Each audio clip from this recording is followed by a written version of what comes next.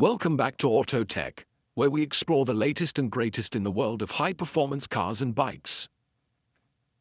This is the Honda GB350S, a brilliant little retro bike that's new for 2025 that we've been testing out for the past week or two. But look, is it actually better than the other bikes on the market? And is it the one that you should be spending your money on? Well, today I'm going to ride it over to my local dealer at Fowler's to check out some of the competition. We'll go through the pros and cons of each along the way.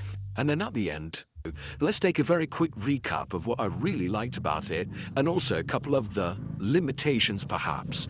Now, the number one thing I really do like about this bike is the looks. And while the details and the finishing is exactly as good as you'd expect from a Honda, what I think makes it is the overall sort of proportions with the oversized front wheel, the air-cooled engine, and also the shape of the tank and the seat. I think those are the things that have me looking back at it all the time when it's been parked up in the studio over the past couple of weeks. And you have to consider that in the context of the price, which is really rather good at £3,949 starting. Like I said, this is not a do-everything bike. There are certainly things that are beyond its capabilities. But when you consider just how desirable an object it is, and the fact that you can use it for getting around and still do quite a lot of stuff, I think under £4,000 is really, really very good. I also really appreciate the handling. I think the two things that are most important are the weight. It comes in at 178 kilograms, wet, which is nice and light. And then also you get really good tires, Mentzler Tourons Next. And so despite having relatively budget brakes, relatively budget suspension, an old school build, is pleasant to ride out on the road, fairly stable with a 19-inch front wheel. It might be a little longer than some of the competition as well, but all in, it still makes for a bike that glides along quite nicely. And I really appreciate as well a little bit of extra roominess when it comes to the riding positions. It's 800mm in the seat, which is a little bit more than most of the other bikes that we're going to look at when we get to Fowler's today.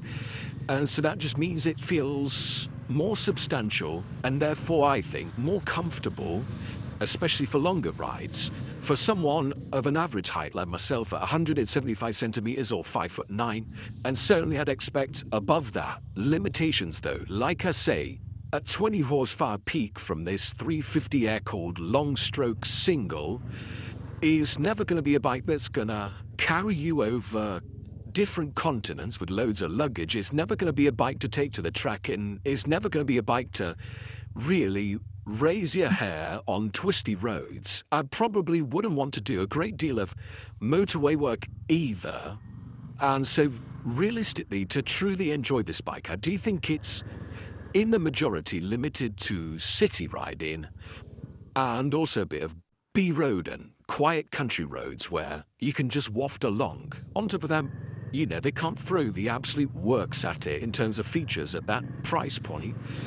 And so in terms of technology and rider aids and features, it's, of all the bikes we're looking at today, not going to be the most comprehensive. Now, you could say that actually suits the air-cooled, nostalgic character. For our viewers in the UK, if you're looking at a new bike like one of these and you want to get the best possible cover, then we'd wholeheartedly recommend checking out the link in the description where you can generate a quote. Now, Bikeshaw are a motorcycle-specific broker with access up to 40, I believe, different motorcycle insurance schemes, and so they do all the work on your behalf to find the best possible deal. Also, on top of that, they really do aim to cover the widest possible range of bikers. And so whether you're riding a completely stock bike or a custom or something you've modified a bit, or a classic bike or even a grey import, Bikeshaw will do their best to find you a policy. So once again, a massive thanks to Bikeshaw for their support, and do check out that link in the description if you want to get a quote. Right, let's take a look at some bikes. Naturally, Enfield have got a lot of the 350 competitors, so that seems like a good place to start. Undoubtedly, the Hunter 350 is the closest equivalent to the GB350S on the entire market, is basically the same on price, very similar on spec, and the engine is about as close as it gets too. Again, you've got an air-cooled 350 single making about 20 horsepower peak and just shy of 30 newton meters of peak torque. To ride, I wouldn't say they're vastly different either, and so what might make you pick one over the other?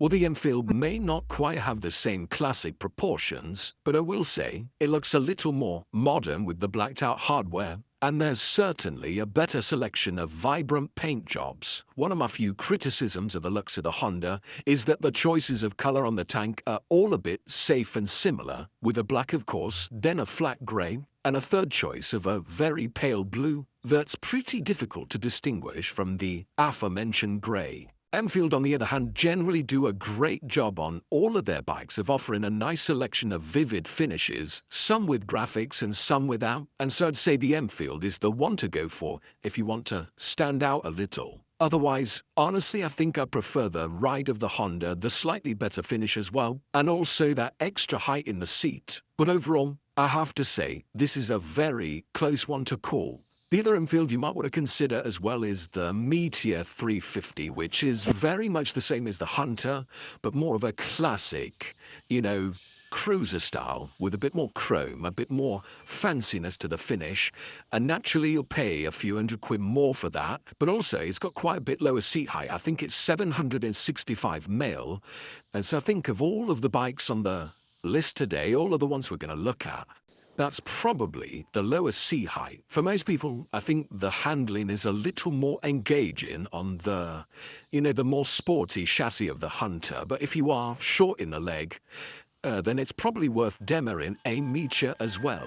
If, though, you want a little bit more speed, especially from a similar-sized engine, then realistically you're going to have to look for something that's liquid-cooled. That's exactly what you'll get, though, from the Gorilla 450, which uses the same Sherpa single that was first seen on their Himalayan 450 adventure bike. The more efficient cooling means they can push it harder and rev it higher, which means pretty much double the peak power up at 40 horses and a more handy 40 newton meters of peak torque. That means you've got a much more versatile bike that's quick enough for A roads and a bit of motorway, whereas the 350s, including the Honda, are much better suited to urban-minding back roads and B roads. The trade-offs, though, in my opinion, are twofold, with one being the canted forward engine and the lack of cooling fins, and just generally the styling on the rest of the bike, which mean you don't quite have the same timeless classic looks, but more so towards the modern end of the retro bike spectrum. Then there's also the price, about £1,000 more than the Hunter 350, which is absolutely understandable given the extra performance, but if you are on a super strict budget,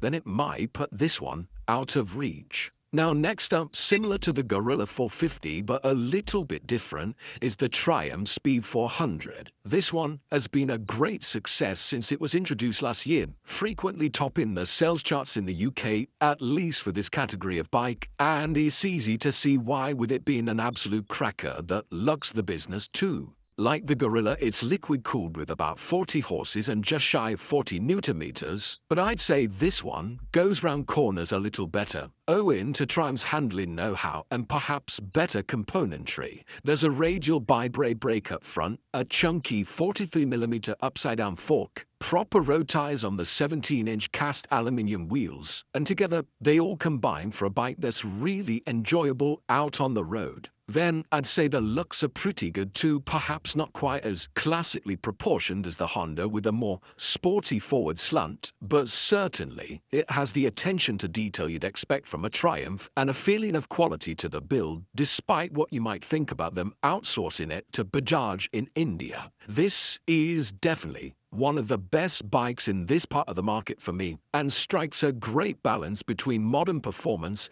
and retro soul. The other bike in this lineup is the Scrambler 400X, which sits a little bit taller and has the more rugged looks, and it's definitely the better choice if you are a taller rider who finds the Speed 400 a bit too small, with some extra seat height and more open handlebars, giving it that roomier ergonomic. Then, if you did want to dabble in a bit of off-roading, then the 19-inch front wheel, extra suspension travel, and semi-knobbly tires will certainly help you do that, even if it isn't what you call a hardcore dirt bike. So another solid choice and another great seller from Triumph. For what I would say is if you're actually spending most of your time on the road, then definitely give the Speed 400 a go first, because it's far superior in its handling, as you'd expect, with the right ride height, the right wheel sizes, and the right tires specifically for riding on tarmac. I should also add, recently in a news video, we looked at some spy shots of some potential upcoming new 400s from Triumph. So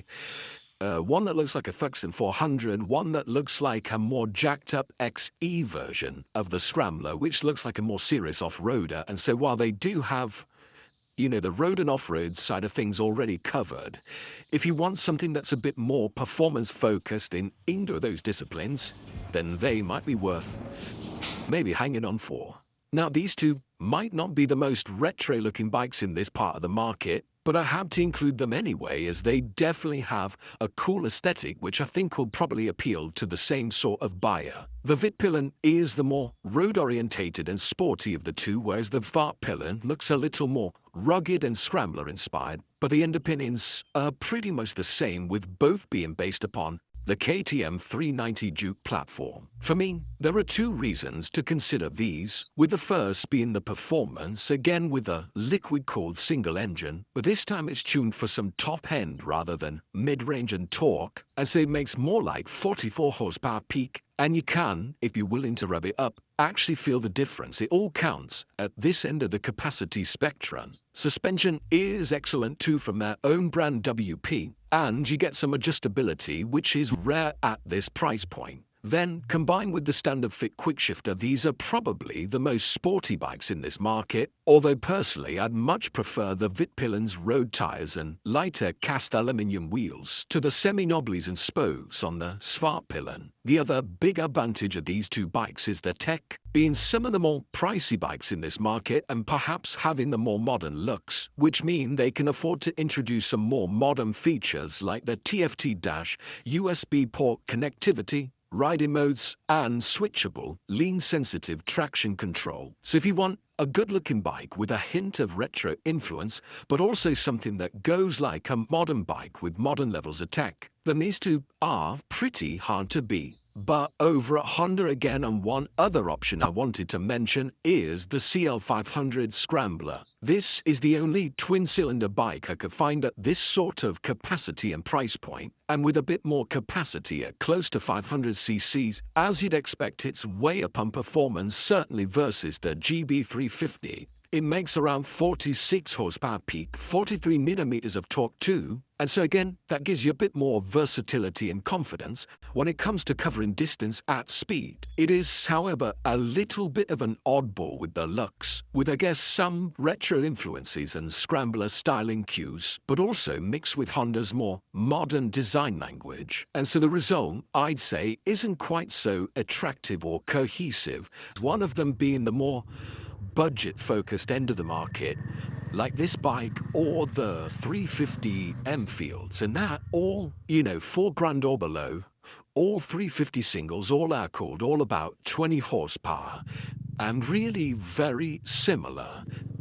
And I think are those, for me, the one that does it, the one that I've enjoyed the most, has been the Triumph Speed 400. Sure, it's not the most feature-laden bike that we've looked at today, but I think a really good retro kind of straddles modern capability and performance with a bit of that old-school charm, and for me, it just about does it the best of the bunch. I wouldn't say it's as good-looking as this bike, but in terms of that extra versatility that you get from 40 horsepower, the way the chassis feels, it's a really fun bike to ride.